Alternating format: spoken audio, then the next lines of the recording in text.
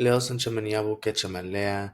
The passing of Dr. Paul Cuero Jr. marks the loss of a cultural leader, a guardian of tradition, and a man whose life was devoted to the protection, survival, and the future of Kumeyaay people. His journey touched governance, ceremony, youth mentorship, cultural preservation, and national representation. From tribal leadership to bird singing, from repatriation work to education advocacy, Harry carried responsibility with humility and strength. This blog honors who he was, what he gave, and why his legacy will never fade.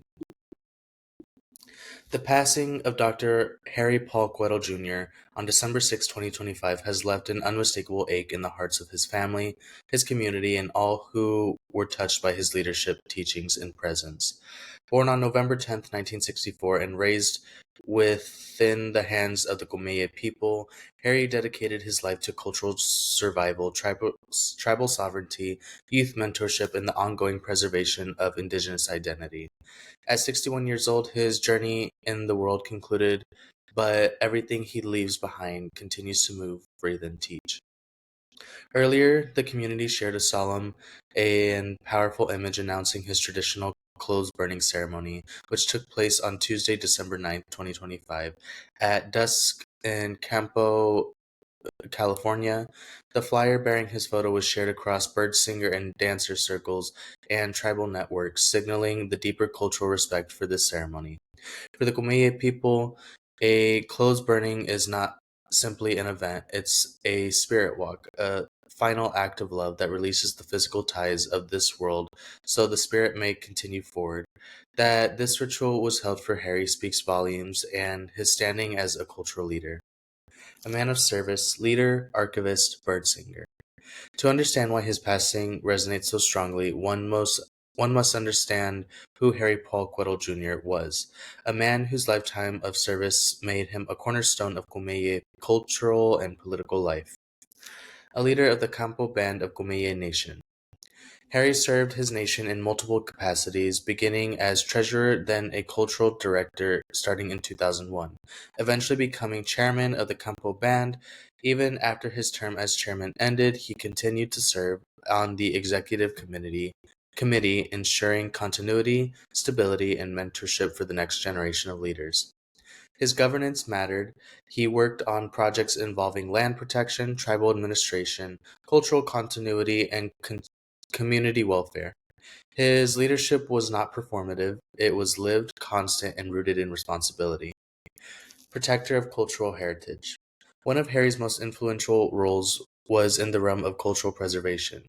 He dedicated decades to repatriation and respectful reburial of Indigenous ancestors, cultural resource protection against state and federal encroachment, mediation, negotiation, and heritage advocacy, ensuring tribal voices were centered in decisions affecting their land and history.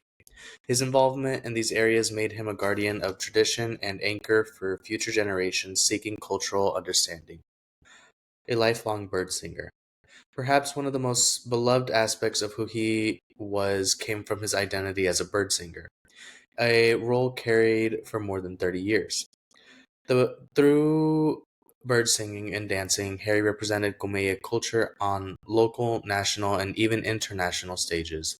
He performed with San Diego Symphony, at the Smithsonian National Museum of the American Indian, and even at the White House, where he and other Kumeyaay singers were invited to share their songs.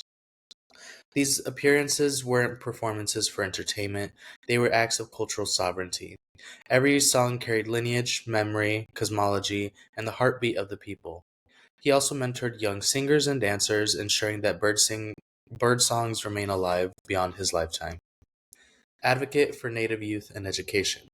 Another of Harry's passions was championing Indigenous students. He worked closely with teachers and administrators to ensure Native youth were supported in the school system. His work helped young Native students find pride in their culture rather than abandon it for acceptance. Through this advocacy, Harry changed lives far beyond his own tribe, honored by academia and his people.